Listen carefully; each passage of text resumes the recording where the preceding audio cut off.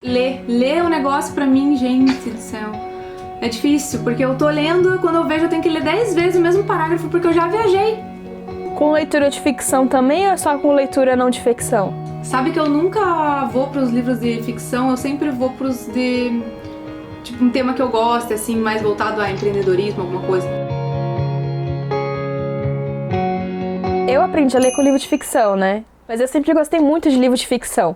Eu só migrei para os livros de não ficção, acho que depois que entrei na faculdade, mas até então eu lia muito, era muito romance, fantasia, não sei o quê. Então eu me prendia no livro de tal forma, eu desci e subi a escada com o livro na mão. Ai, por falar nisso, eu preciso voltar a ler, e eu acho que eu tenho que voltar a ler com ficção, hein? Se você tiver alguma coisa para me indicar. Imersão, por exemplo, que é um livro sobre autoconhecimento e sobre autoestima. A personagem principal, ela vai, por exemplo, um retiro e ela e os outros personagens passam por momentos e experiências que eles têm que entrar, mergulhar na própria alma e compartilham suas histórias. Então, assim, é um livro de ficção, mas que traz todas aquelas informações que a gente tem nos livros tradicionais, só que dentro da história. Então, tem o personagem lá que é o psicólogo e tal. Você vai aprender ao mesmo tempo acompanhar os personagens. Então, você tem livros que são meio híbridos assim. Então você consegue tanto aprender coisas quanto você acompanhar uma história. Eu adoro esse tipo de livro. O que eu tava querendo fazer agora é... eu, sei lá, tava pensando que também deve ajudar muito na criatividade, né? Ler uns livros aleatórios, assim, sobre coisas realmente aleatórias. Porque eu foco muito nesses assuntos que eu já gosto. Então eu quero sair um pouco até pra ficar mais criativa no trabalho mesmo, sabe? Ficar com novas ideias, coisas. Quando eu entrei na faculdade, eu fiz uma matéria chamada Teoria da Narrativa. E a professora fez um semestre todo da gente lendo as obras do... é o autor de 100 Anos de Solidão. Não é do Gabriel Garcia Marques. Gabriel Garcia Marques. Aí eu li 100 Anos de Solidão. É um tipo de livro que eu jamais pegaria sozinha. Menina, minha cabeça fez assim, ó. Eu nunca tinha visto coisas do realismo fantástico assim, tipo... E foi muito interessante, porque eu li esse livro e li outros 3 dele, na mesma sequência. E ampliou a minha mente. A leitura, a gente sabe que é um grande exercício que permite que a gente não só amplie a capacidade de pensamento, mas que a gente trabalhe questões de empatia e também fortaleça nossos neurônios, nossas conexões mentais. Porque, por exemplo, eu amo leitura, mas também amo cinema. Só que a leitura é um processo... Não que o cinema não seja ativo. À medida que o cinema foi se desenvolvendo enquanto linguagem e parou de ser aquela coisa linear que ele era nos primeiros anos, a gente sabe que se implementaram as ideias de flashback, os cortes malucos, os roteiros mais complexos. Isso tudo permitiu que as pessoas pudessem se envolver com os filmes de maneira a se aprofundar mais e trabalhar essa questão intelectual e tal com os filmes. Mas antigamente não era assim. Então...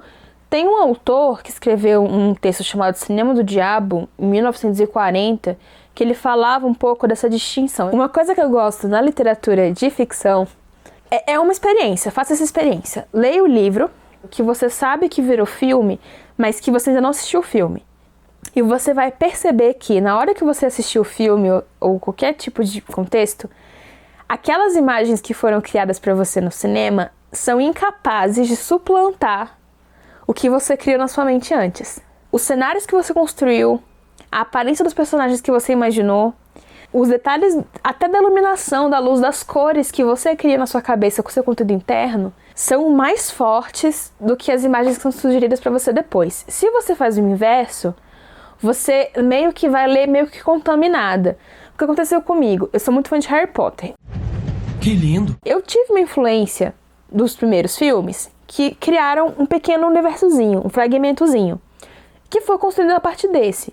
Mas a partir do que eu fui lendo os outros livros e criando na minha cabeça o restante dos personagens e das histórias, mesmo que eu assistisse o filme, eu conseguia desvincular o que estava vendo na tela daquilo que eu construí antes. E quando eu releio os livros, eu fortaleço a minha imaginação inicial. E ela fica maior, ela fica mais colorida, ela fica mais vibrante. Acho que se você partir daí como um experimento, ver se funciona pra você dessa forma, porque acontece com a maioria das pessoas.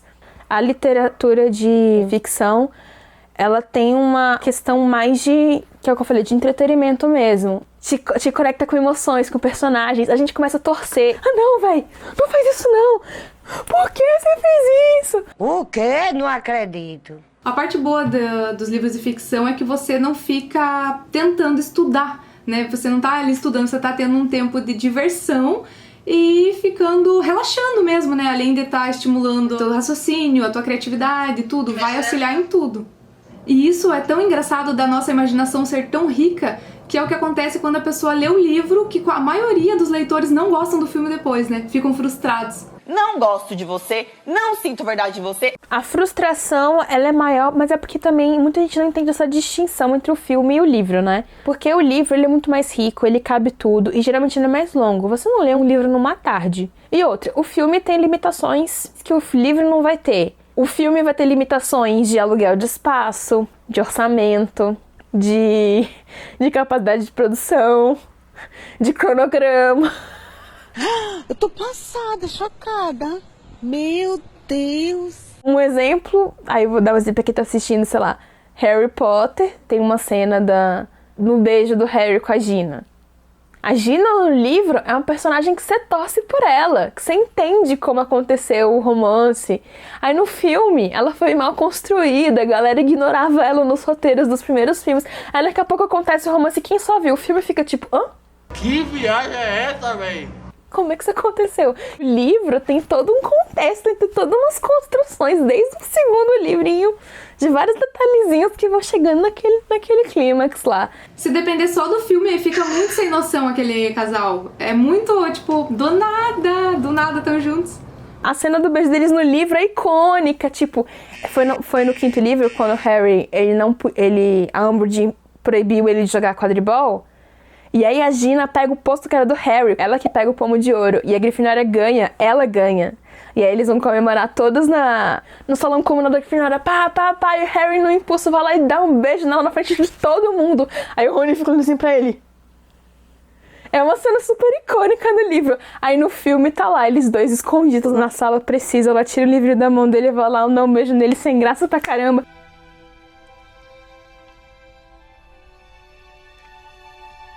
Aí todo mundo ficou assim. Eu vou ter que ler esse livro. Eu vou ter que ler, cara, todos os Harry Potter de volta, não é possível. Eu tô de cara agora com a cena, porque realmente é uma cena nada a ver. Nossa, chocada que eu descobri isso agora, depois de 15 anos.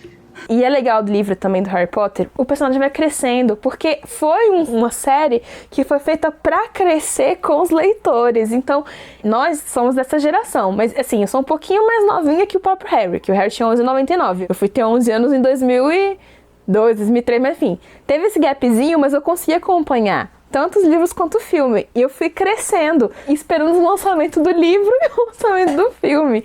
E eu li todos, 2 vezes, né?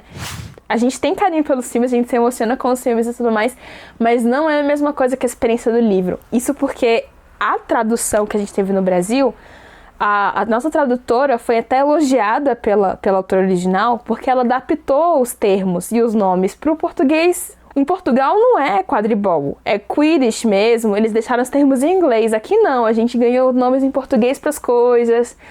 Cumprimentem o Picuço. Ela conseguiu, tipo, transformar o mundo da magia no nosso. Então tem muita coisa, é um universo muito complexo. Se você gosta dos filmes, a tendência é que você se apaixone mais quando você lê os livros. Eu também sou da época, né, do Harry Potter, assisti o primeiro filme no cinema e acompanhei todos, ficava ansiosa também, assistia 1000 vezes. Eu li alguns Harry Potter, mas eu não lembro de eu ler com afinco todo, sabe? A sequência, assim. Eu não lembro, mas eu acho que eu vou até começar por Harry Potter, hein? Ficção.